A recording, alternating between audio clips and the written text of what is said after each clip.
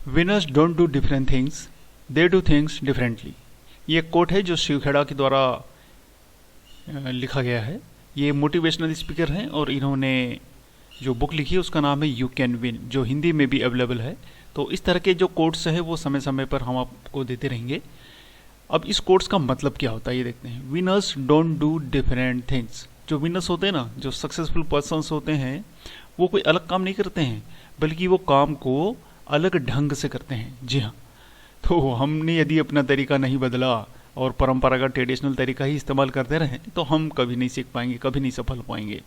तो चलिए, नमस्कार दोस्तों, मेरा नाम है एसके है और एमपी बोर्ड के जो इंग्लिश सब्जेक्ट है, जो एनसीईआरटी की बुक अडॉप्ट कर ली गई है फ्लेमिंगो और विस्तास क्लास 12 के लिए, तो उसके बारे में हम ये वीडियो दे रहे हैं। और इसका जो हमारा सबसे पहला जो सेशन है वो है हाउ टू सॉल्व क्वेश्चंस, यानी कि आपके टेक्स्ट बुक से जितने भी क्वेश्चंस होते हैं हमें उन्हें कैसे हल करना है। हम यहाँ पर सिर्फ तरीकों की बात करेंगे। तो पहले तो इसके लिए प्रश्न को समझना और उसके बाद किस तरीके से हमें उसका आंसर लिखना है वो हम देखते हैं। तो इसमें हमें मुख्य रूप से 5 बातें ध्यान रखनी है और इसके अलावा भी बहुत सारी बातें हो सकती हैं। तो चलिए इन एक एक पर पहले डिस्कस करते हैं। How to solve questions. Number 1, think critically.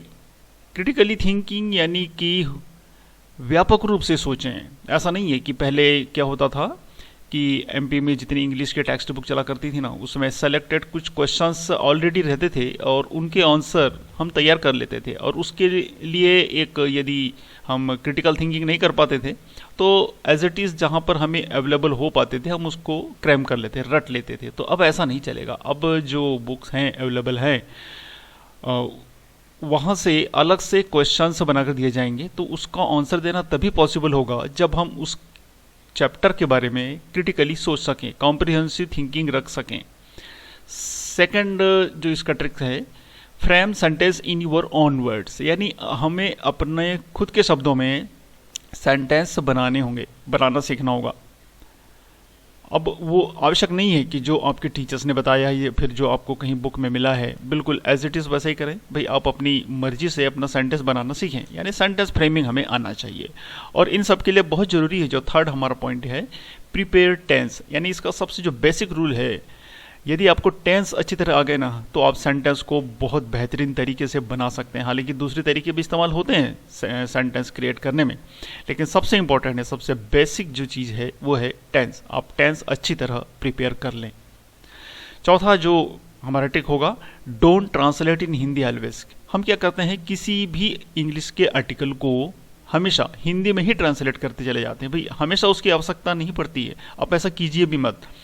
और जब भी कभी आप इंग्लिश में कुछ लिखना चाहें, कुछ बोलना चाहें, तो जनरली आप स्पीकिंग में ऐसा कीजिए ना कि आप हिंदी में तो बात करें लेकिन मैक्सिमम इंग्लिश के वर्ड का यूज़ करें। भाई मैंने क्या बोला, मैक्सिमम इंग्लिश के वर्ड का यूज़ करें। मैंने कहा कि की भर लगाया, बाकी सारी इंग्लिश के वर्ड यूज़ किया, बस आपको ही ऐसे करना है।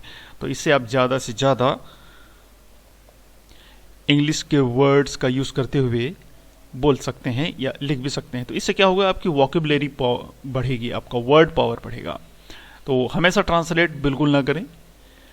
और 5वां जो ट्रिक होगा वो होगा लर्न टाइप्स ऑफ क्वेश्चंस। चूंकि हम क्वेश्चन को कैसे हल करें ये देख रहे हैं, इसलिए प्रश्नों के कितने प्रकार होते हैं उन्हें हमें समझना बहुत ज़रूरी है। तो चलिए, अब इतनी 5 चीज़ें आपको करनी है। इसके अलावा और भी आपके दिमाग में यदि आती हों तो आप उन्हें भी तैयार करें, लेकिन ये 5 चीज़ें तो आपको डेफिनेटली करनी ही करनी है।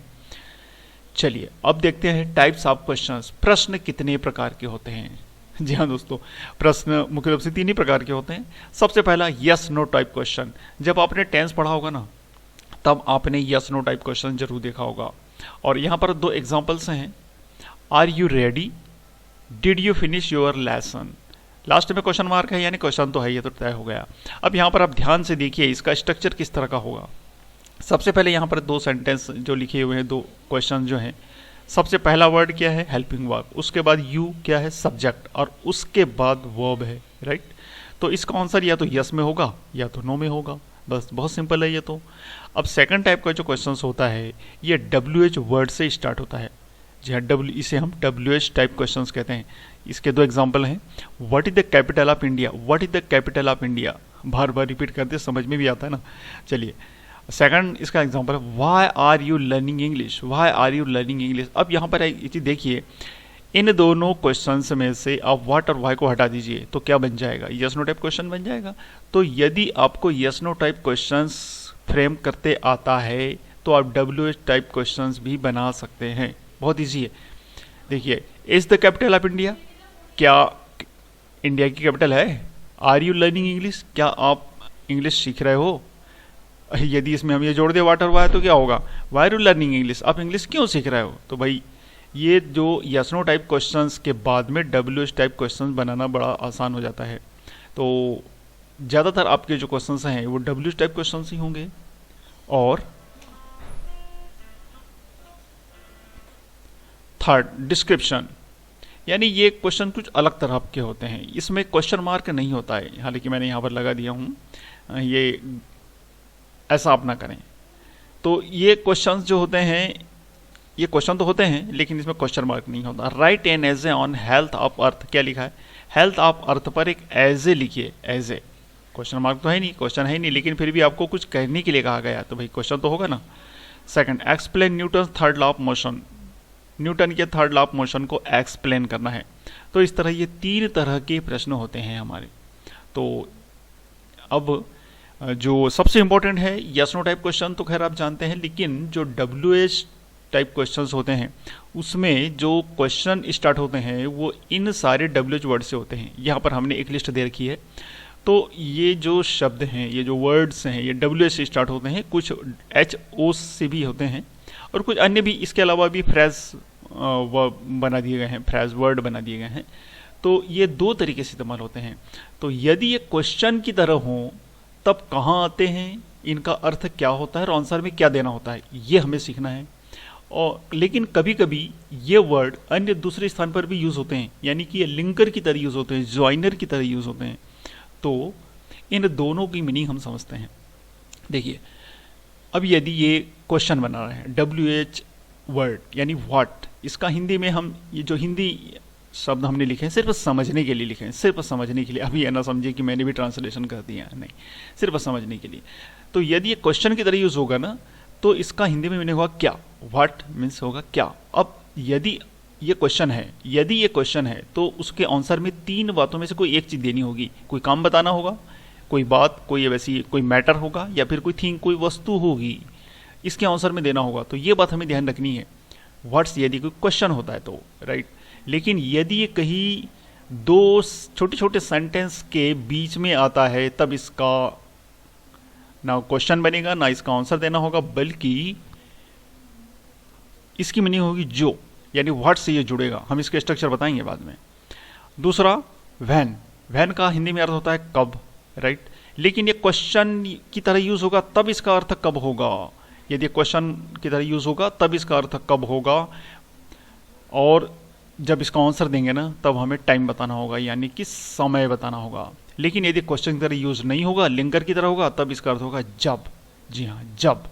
2 चीज़ों को हम जोड़ लेते, 2 छोटे छोटे सेंटेंस को जोड़ लेते हैं, मैं वो वहाँ तभी गया था जब, इस तरह के सेंटेंस, राइट।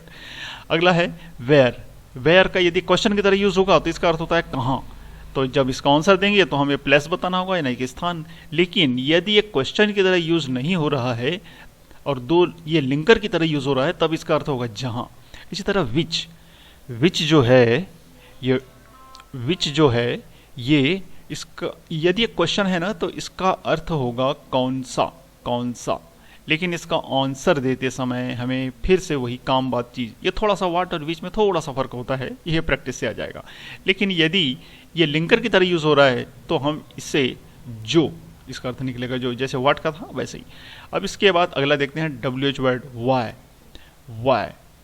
यदि ये क्वेश्चन की तरह यूज हो रहा है तो इसका मीनिंग होगा कौन, यानी व्यक्ति के बारे में पूछा रहा है तो आंसर में उस व्यक्ति का नाम बताना होगा। लेकिन यदि ये लिंकर की तरह यूज हो रहा है तो इसका अर्थ होगा जो। इसी तरह वोज और वोम भी होते हैं, किन लोगों का, किन लोगों को, और ये व्यक्ति के बारे में बताना होता है। लेकिन लिंकर है तो जो लोग, जिन लोगों को, इस तरह का अर्थ निकलता है। अब आते हैं आगे हाउ, ये थोड़ा सा HOW है। यदि ये क्वेश्चन है तब इसका हिंदी में मीनिंग होगा कैसे, कैसे, यानी तरीका बताना होगा। आंसर में हमको वो टेक्निक या मेथोडोलॉजी बतानी होगी जिस तरीके से हमें वो पूछा जा रहा है या हमने काम किया या किया गया था। लेकिन यदि ये लिंकर की तरह यूज हो रहा है तो इसका अर्थ होगा जैसे। इस तरह ये दो कॉमन यूज होते हैं, how many, how much. How many इसका भी अर्थ होता है कितना यदि क्वेश्चन है तो, और हाउ मच का भी अर्थ होता है कितना। लेकिन यहां पर ध्यान रखना है, यदि हाउ मेनी से क्वेश्चन है तो आंसर देते समय संख्या बतानी होगी, नंबर। लेकिन यदि हाउ मच से क्वेश्चन है तो इसकी क्वांटिटी बतानी होगी, यानी कि मात्रा। लेकिन जब ये लिंकर की तरह यूज हो रहा है तो हाउ मेनी यदि लिंकर की तरह यूज हो रहा है तो इसका हिंदी में अर्थ होगा जितना। ये उतना ही था जितना, ये शक्कर उतनी ही है जितनी, बस। ठीक है ना, समझ में आया। अब अगले देखते हैं व्हाट काइंड ऑफ, किस प्रकार का, किस प्रकार का। तो वो प्रकार बताना होगा यदि क्वेश्चन है तो, लेकिन यदि लिंकर है तो जिस प्रकार का। तो इस तरह ये WH वर्ड जो है इनको आप अच्छी तरह देख लें, इस टेबल को आप इसका स्क्रीनशॉट ले लें और समझने की कोशिश करें। आपके पास जितने भी क्वेश्चन होंगे सभी इसी के आसपास होंगे।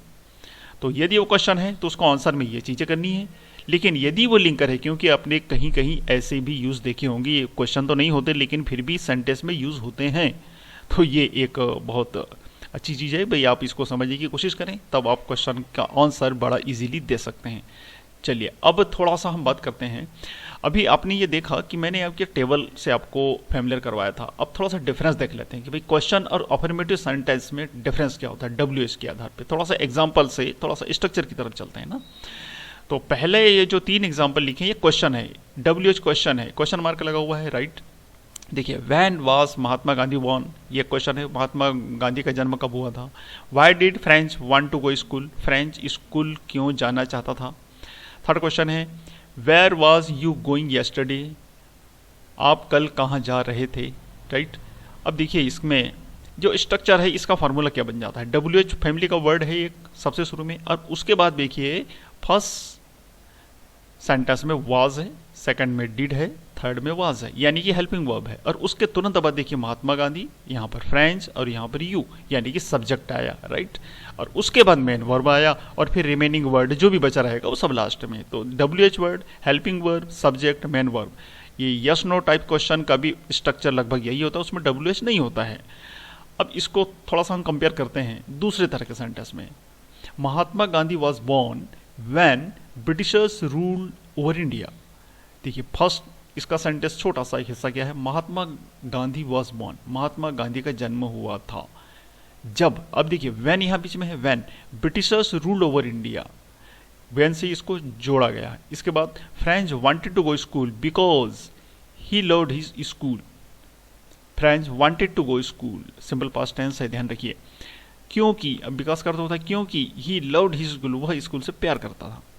अब थर्ड सेंटेंस देखते हैं, I went to the place where Mahatma Gandhi born, I went to the place, मैं उस स्थान पर गया था, वेयर यानी जहां, यहां पर जहां अर्थ होगा महात्मा गांधी बॉर्न। तो इस तीनों सेंटेंस में आप ध्यान से देखिए, फर्स्ट सेंटेंस में वेन का अर्थ क्या निकल रहा है, जब। सेकंड, ये तो जनरली जो वाई वाले क्वेश्चन होते हैं उसमें रीजन हमें ऐसा देना होता है, इसलिए मैंने इसको यहाँ पर लिख दिया हूँ। थर्ड में आप देखिए यहाँ पर वेयर का अर्थ क्या होगा, जहां, राइट। तो इसका स्ट्रक्चर देख लेते हैं। तो इसमें फर्स्ट पार्ट है, फर्स्ट सेंटेंस है, छोटा सा क्लॉज है, फर्स्ट सेंटेंस प्लस अब WH वर्ड की तरफ जाते हैं। WH वर्ड के बाद आता है सेकंड सेंटेंस, ठीक। WH से लिंकर की तरह हमने इसको यूज किया और सेकंड सेंटेंस लिख दिया। लेकिन आप देखेंगे कि फर्स्ट सेंटेंस हो कई बार होता है, कई बार नहीं भी होता है। WH वर्ड के तुरंत बाद सब्जेक्ट आता है और फिर वर्ब आता है। यहाँ हेल्पिंग वर्ब भी हो सकता है या मेन वर्ब भी हो सकता है। तो अब इसका स्ट्रक्चर देखिए, यदि ये लिंकर की तरह यूज हो रहा है तो WH वर्ड के बाद तुरंत बाद सब्जेक्ट आएगा। लेकिन यदि ये क्वेश्चन की तरह यूज हो रहा है तो WH वर्ड के बाद पहले हेल्पिंग वर्ब आएगा, फिर सब्जेक्ट आएगा, फिर मेन वर्ब आएगा। यानी कि यदि ये क्वेश्चन है तो हेल्पिंग वर्ब डेफिनेटली होगा जो सब्जेक्ट के पहले आएगा और उसके बाद मेन वर्ब आएगा। लेकिन यदि ये लिंकर की तरह यूज हो रहा है तो WH वर्ड के तुरंत बाद सब्जेक्ट आ जाता है। अब आप इस सेंटेंस को फिर से एक बार देख सकते हैं, when was Mahatma Gandhi born. अब यदि सेकंड सेंटेंस देखिए, Mahatma Gandhi was born when Britishers, देखिए ब्रिटिशर्स डायरेक्ट सब्जेक्ट आ गया ना। लेकिन यहां पर देखिए व्हेन के तुरंत बाद सब्जेक्ट आया क्या, नहीं, हेल्पिंग वर्ब है, वॉज है। तो बस इस तरह आपको इन दोनों चीजों को समझना है। अब यदि आपको ये चीजें समझ में आ जाएं तो आप क्वेश्चन का आंसर बड़ा इजीली दे सकते हैं। तो इसके बाद हम शुरुआत करेंगे क्वेश्चन आंसर हल करना आपकी इंग्लिश की text book. So thanks for watching this video, stay tuned with us. जय हिंद।